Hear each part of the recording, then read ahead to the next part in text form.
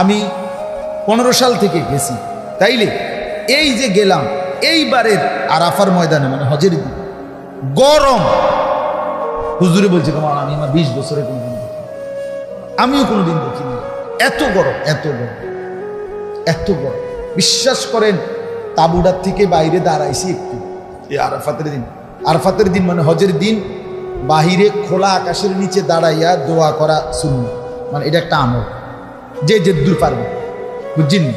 এই নিয়তে বাহিরে এখন মনে হয়েছে যেন আগুনের গোলা বুমের মতো, মানে মারতেছে শুধু পা, এইভাবে গরম, এত গরম।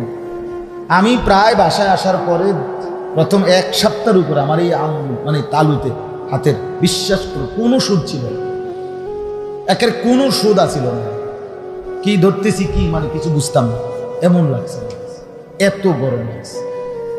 1300 লোক, এবার প্রায় 1300-র উপরে হাজি মারা গেছে এই গরম।